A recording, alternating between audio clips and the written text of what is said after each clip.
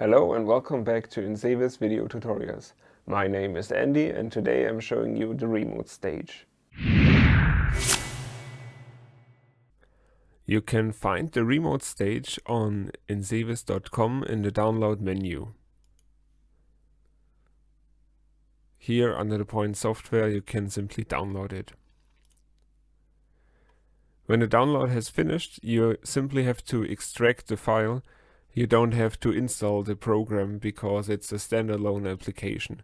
Also, you can open it as many times as you like, making it possible to have multiple visualizations at once running. So I have already extracted it and placed it on my desktop. That's the program right here. And that's how it looks. Now, inside the remote stage, you typically connect yourself with a PLC, be it a normal PLC or a panel PLC, and you can have either a similar visualization or a completely different visualization. Depends on what you need. So for this purpose, I will load a different visualization, different from the one that is already on the PLC, on a panel PLC in this case.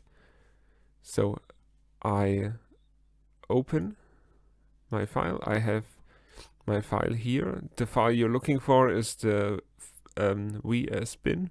It's a binary from the Visu stage, also a free program you can learn more about on this channel.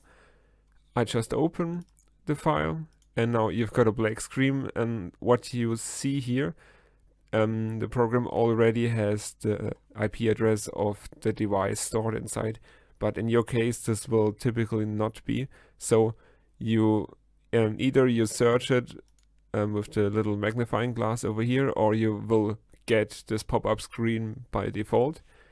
But in this pop-up screen you select your interface and search for devices, and if you found your device you click OK, and now you are ready to go. So now you just click on connect, and now you are connected with the PLC, and in here you can simply adjust variables or use the elements in the visualization just like you would do on the PLC. I can show you this on the PLC itself.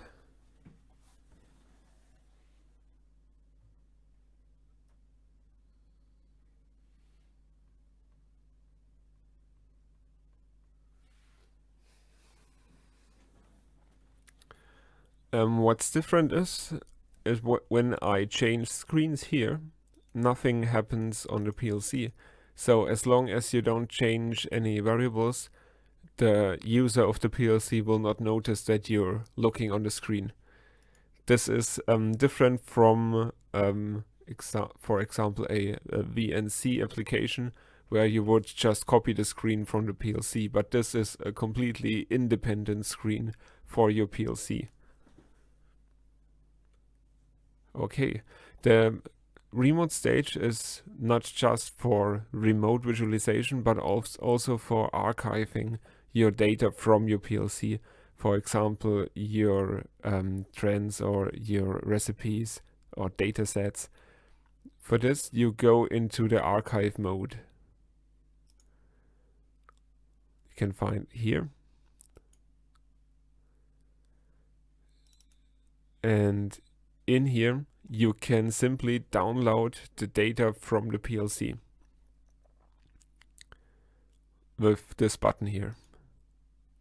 Takes a second, and now we have all the data from our PLC. This is, for example, for recipes and datasets inside the recipe, for trend,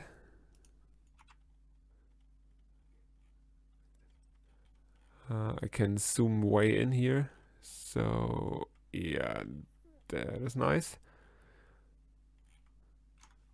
And also for data archives, what I don't think this PLC has archives, data archives on it.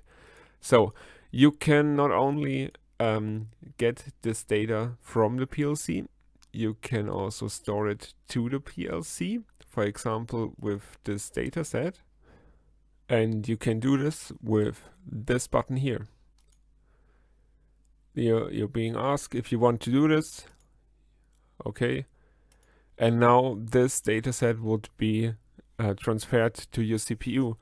That is especially useful if you have multiple CPUs, or you're producing a line of machines which uses the same CPU, or basically you're having multiple machines of the same type which need to have the same data set. So you don't have to run around from machine to machine and type in the data manually inside the panel visualization on the device, or maybe the device doesn't even have a panel. And with this application here, you can do it from your office. So the only thing you need is a direct connection to the PLC. If you want to archive data from here, you can store it in a CSV file. This is especially useful for trend data, as you could import it later on into OpenOffice or Excel and make a bar graph, for example, for it with your production data or something. So you select your trend and then export trend archive. So for the CSV format, you need a separator. In our case, we choose this one, and it gives you a basic overview, and after that it's just the data. If you do so, okay,